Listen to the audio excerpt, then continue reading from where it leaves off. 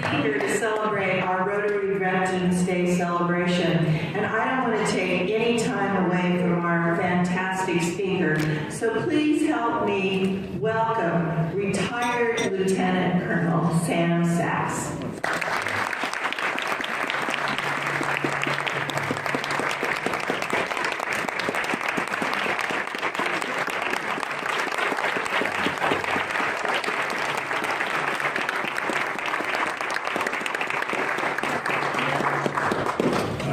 Bishop. It's my turn now. Can you hear me okay all over here? Yes. Sir. Wonderful. I'm going to go off script for a couple of minutes. Oh, the president always loves to hear that. And 86 years ago, when I was 17, I said, when I grow up, I want to be somebody. Folks, that moment has arrived here and now, right now.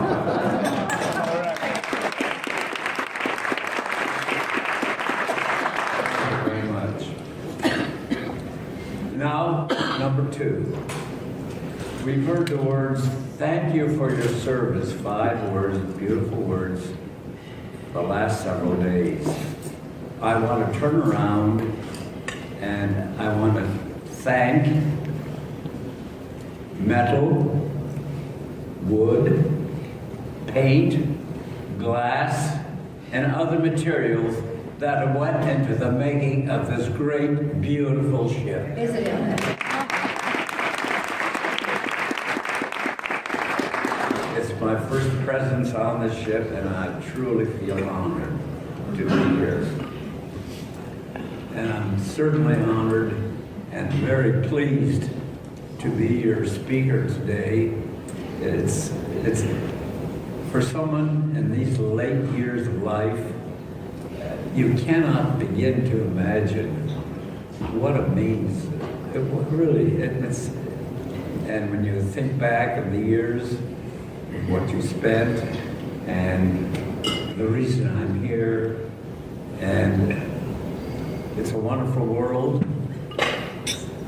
it's a wonderful country, and I really thank your organization for letting me come here and stand and speak to you, and I know many people want to hear my story. Now, it's going to be very much abbreviated, obviously. I'm going to have 20, 25 minutes. How can I condense 4 years of active military service into 20 or 25 minutes? Can't be done. So I'm going to just hit highlights, and I will concentrate on the Normandy landings, which have great interest presently in the country now. When I joined the service in 1941, when I was called active duty, actually, I'm a reserve officer, graduated from the University of North Dakota in 1936.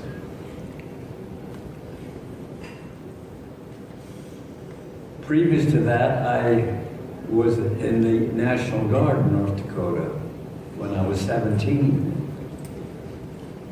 I don't know what happened to my thinking, but I prepared myself for World War II 9 years before it actually happened. 9 years. Because then I joined the National Guard when I went to college, University of North Dakota, ROTC. I then joined the ROTC, was discharged from the Guard, went to college there, got my commission in 36, served in the summers, went to Fort Ord every summer, and then in 1941, October 1st, 1941, I was called to active military duty. World War II was declared December 8th, 1941. And I prepared myself. Why, I asked 100 times, 1,000 times, Why did I do that? I haven't the foggiest notion, but I did it. Yes, I prepared myself for the duty that was facing me. Now, in the service, we were a part of the 82nd Airborne Division, which was the first airborne division formed in 1942. There, in the 82nd Airborne, there were 2 parachute regiments and 1 glider regiment. Now, I must say that the glider regiment, I think, was a copycat of what the Germans did in Europe. They were very, very successful, and we followed in their stead, and we also wanted a glider regiment. How successful we were during World War II, it's a problem in my mind. I think it was okay, but we had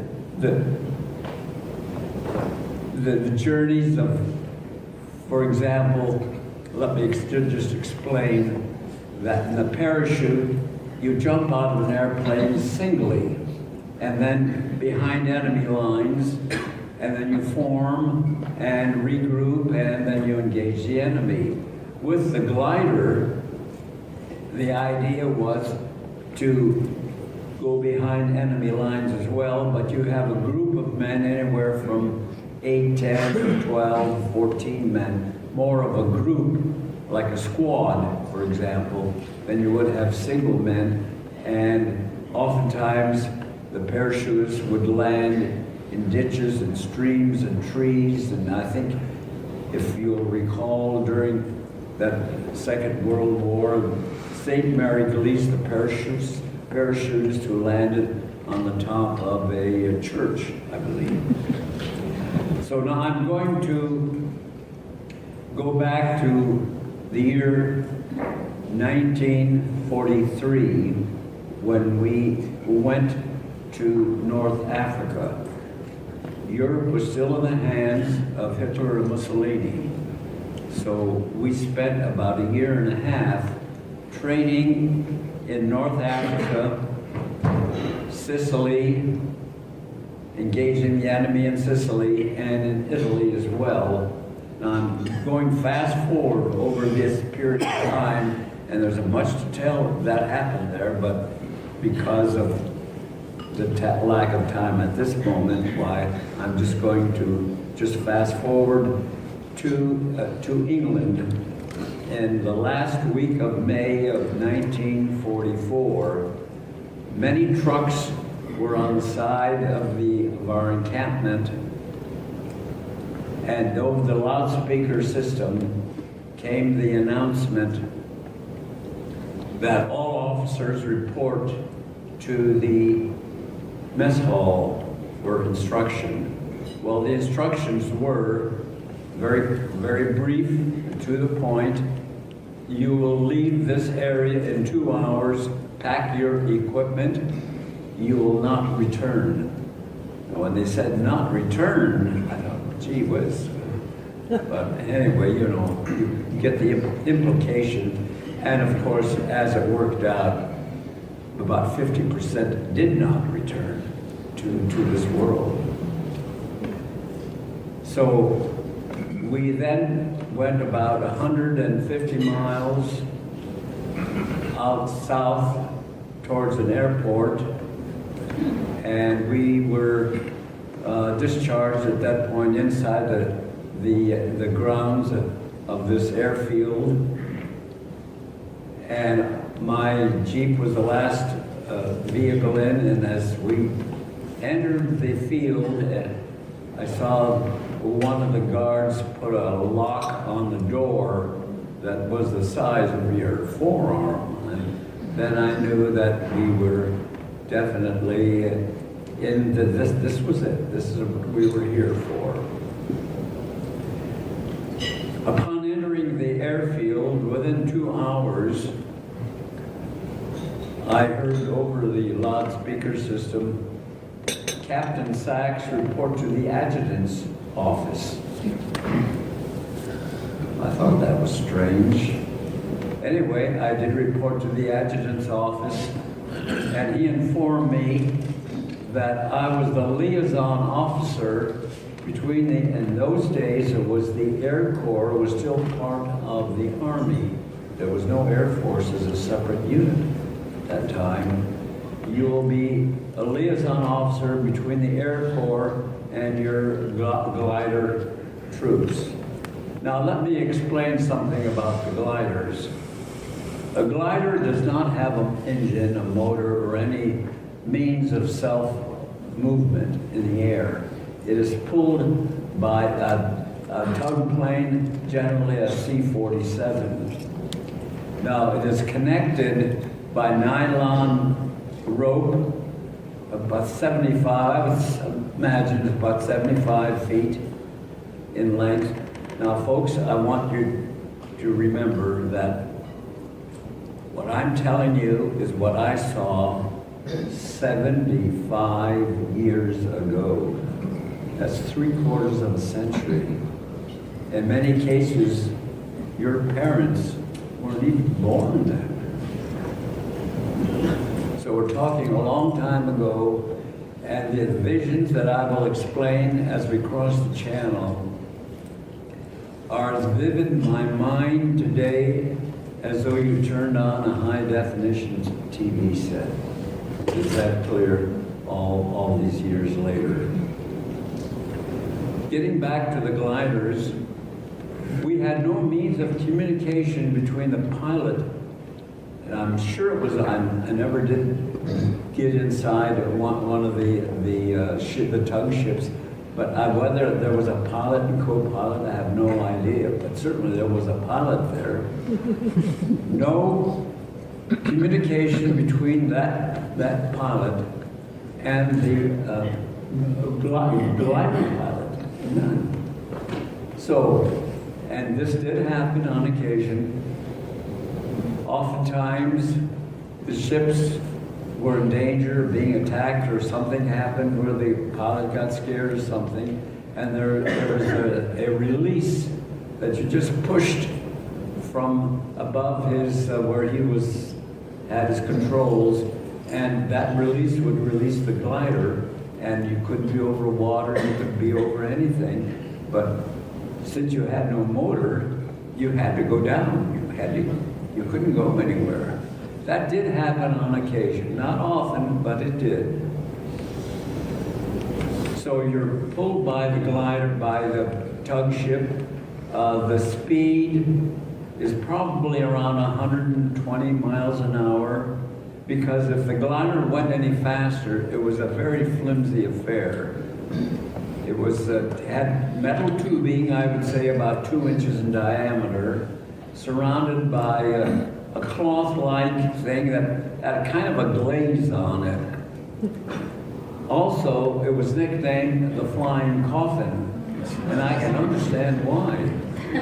Because were you to chop off those wings, the front part of it was raised a little bit and had the outline of a coffin, of a real coffin.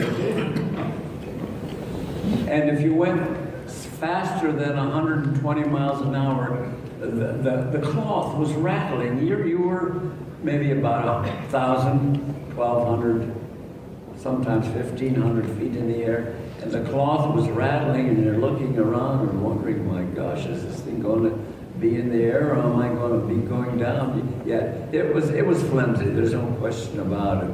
Called the GC-4A, made by the Americans. The English also had a glider called the Horsa. Now, the Horsa was made of plywood, and a little later on in my talk, I'll describe to you what I saw of an English Horsa with American troops in it. So, I'm going to, they say, well, have Q&A at the end. Right now, there may be people in here who I know, I met a couple who were in the 82nd Airborne, and others who may have a question or two that has slipped my mind in regard to the relationship between the glider and the tug ship. Does anyone have a question that you want answered that that's burning in your mind, and you say, oh, I've got to have an answer to it right now. Otherwise, I can continue. Yes, okay. Yeah. Okay, I'm being prompted what to say now. We'll go right ahead with that because we're fighting the clock here. Okay, now getting back to my duties as a liaison officer, the Air Force or the Air Corps were very efficient and had these small planes with photographic equipment attached into the wing, and they would fly over projected landing sites and take pictures of it. Did the Germans know? Of course they knew. They knew what was happening. They could see the plane in the air, and so the idea was to have pictures taken, to make clay models from the pictures, to call in key non-coms and officers and brief them as to the projected landing sites that they were going to do on the time when it came to make the landings.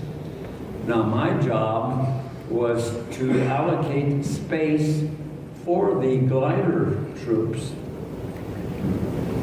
and also to give the non-coms and the officers, since I was a part of the unit, the intelligence briefings as to what to expect on the ground. Now the clay models, I must say, were excellent, as good as anything that Hollywood would ever produce. You had the paintings of the hills, the rise of the land, trees, everything. It was really, really excellently done. So my job there was to be the coordinating factor between the Air Corps and the troops that were going to fly into that area. So this went on for 5, 6 very, very busy days. The morning of the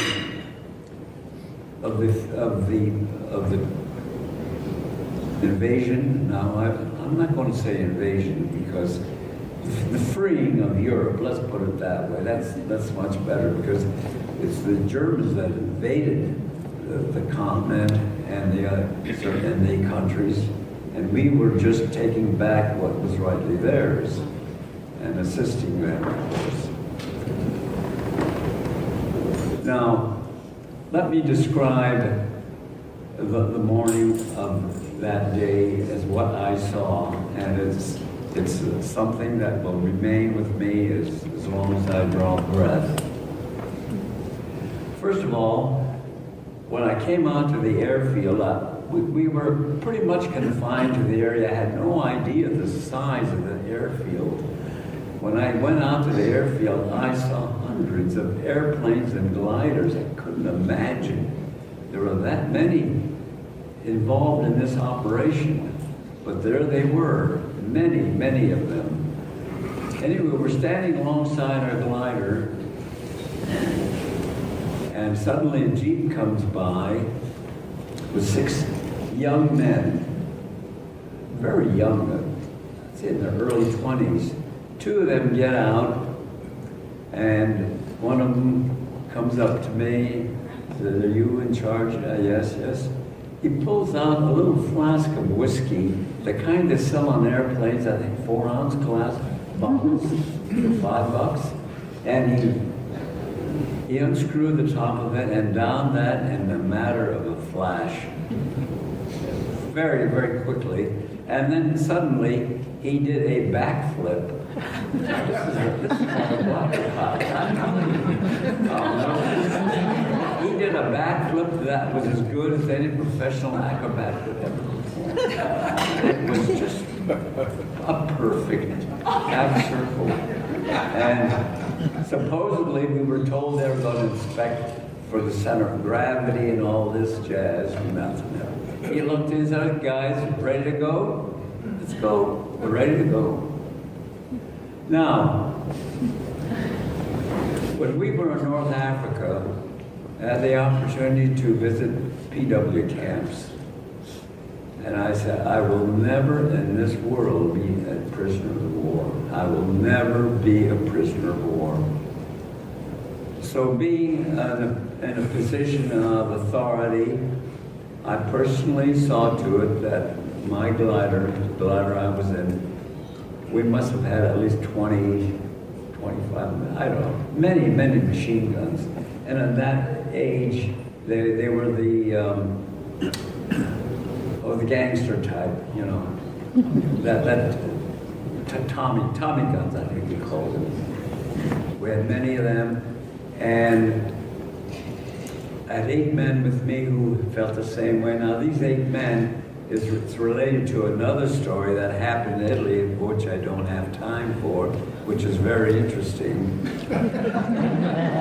And so these 8 men felt the same way I did, and we were ready to call it suicide. No, it wasn't suicide. What do you call it? We were ready to give up our lives for our country. That's about the size of it. We were, all of us. As it turned out, of course, obviously I'm here all these years later, things worked out to a much better degree than anticipated.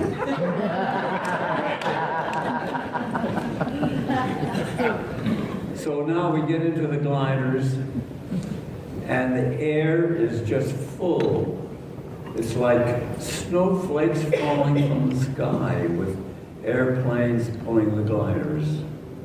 And how they managed to sort out or go to each of the areas, I don't know, but they did.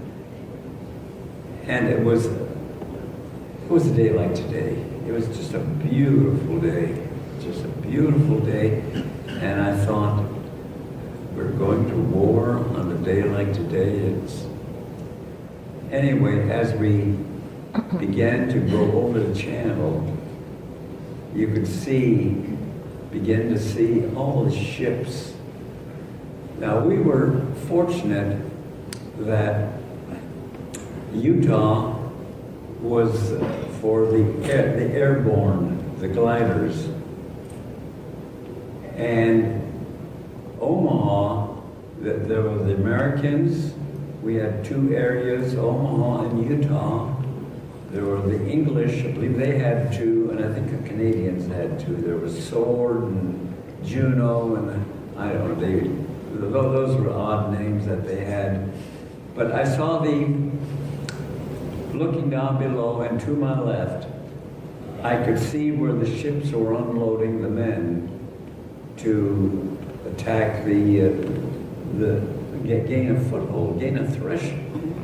Just a bare foothold on the ground, so the rest of the equipment, the trucks and the guns and all that one needs to carry on a mission would follow in behind them. But gaining that threshold was as daunting a task as you will ever want to see. For example, I think there are a couple of Rangers in the crowd here. To me, they are the bravest of the brave, people that scan those. Can you imagine a cliff 150 feet high? You have your gun, your ammunition, grenades, 2-day supply of food, water, probably personal items, a little roll where you can sleep on the ground. It added to an additional weight of 50 to 70 pounds, depending what the man carried. Now, the Germans had erected metal barricades along the seashore so that, and in anticipation of this taking place, they had these barricades made of metal, connected by barbed wire. So the ships the landing craft infantry had to drop the men off behind the shoreline into 5 to 7 feet of water, in which many drownings took place. The man couldn't swim, or there was just had to go down. The Germans were facing you. You had this metal barricade, and the thought occurred to me, the metal barricade was, well, how did the Germans know that the soldiers were going to attempt landing in that area, and yet at Utah Beach where we were, there were no metal barricades, because we were going to fly over the shore, so the metal barricade would be of no value. Yet, how did they know that? Secrecy was so important, and we did have spies all over the place. But getting back to my story here, now if a man should make it through up on the, going towards land, off the shore, off the water, were German machine gunners and emplacements. So if you got by one, you had the German emplacements. Now, I wasn't there, but I was told that the Rangers came in at dawn before the Germans had a chance to set up these emplacements and scale the cliffs where they had the same equipment that the men were that came in on the water. But in addition, they had these cleats or whatever mountain climbers climb on the side of a mountain.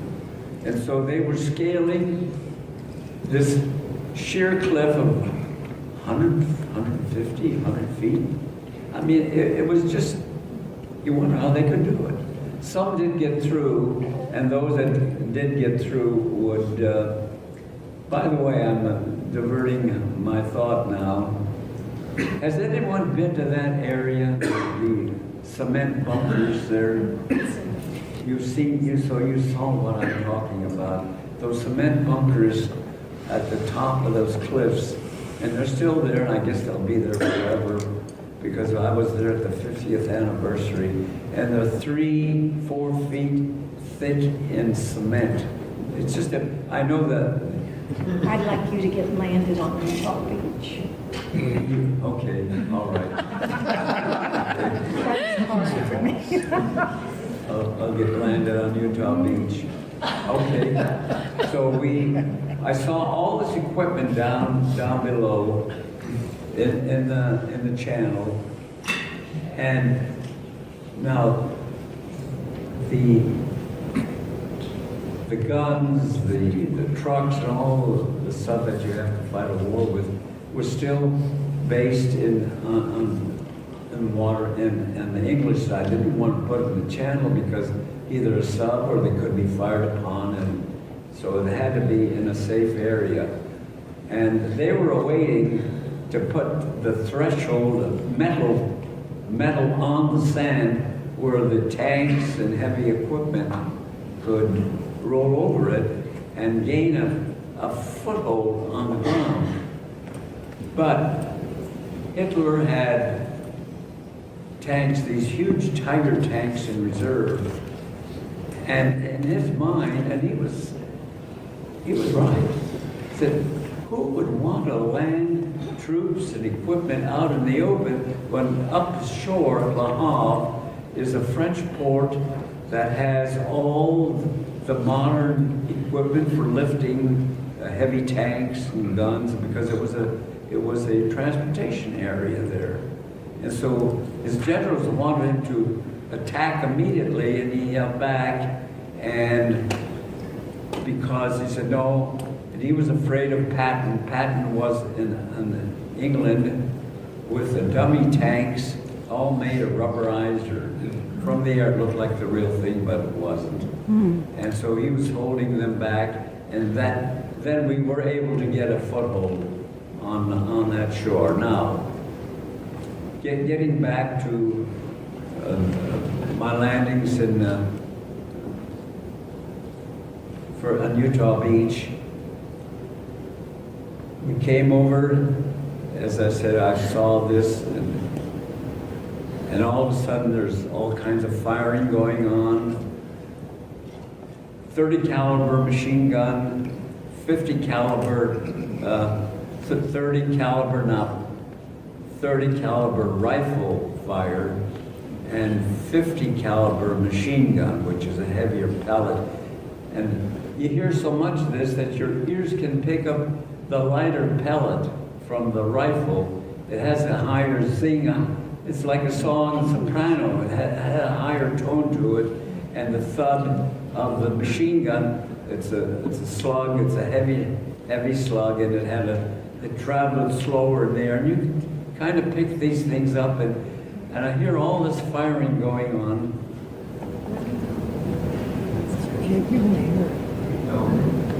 Go on, Colonel, we're all listening. I'm just getting started, you know.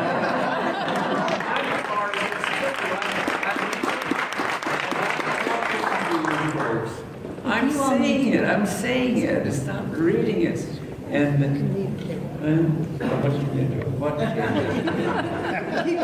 Keep going, Colonel. Keep going. I know, keep going. Well, I'm limited by time. Well, anyway, I am limited by time, and I don't. Well, so I say, how can they not hit us? When I got out of the glider, I saw one bullet hole in a wing. Wow. At that time, I took off my helmet, put it over my heart, and I said, "Thank you, dear God, thank you." Put my helmet back on. And I know there's no skywriting there, but I just imagined skywriting. Sam, you're going to make it.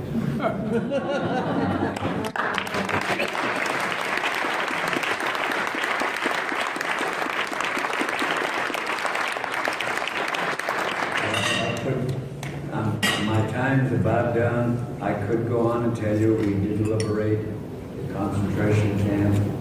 Now, I had a son who lived in France. He says in France they don't call it a concentration camp.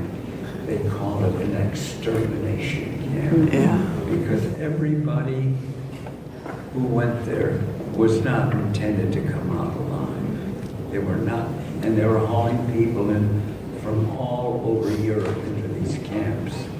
Now, one thing I'm going to blame the USA, they knew that when they were, these people, these poor people were boxed in boxcars, crammed together, no sanitation, no nothing. They were worse, treated worse than animals. Couldn't we have bombed those railroad yards, those rails, so they couldn't reach those extermination camps? Couldn't we have? Surely we could have. So there's an X there against this country. Sam has offered to come back and speak to us again.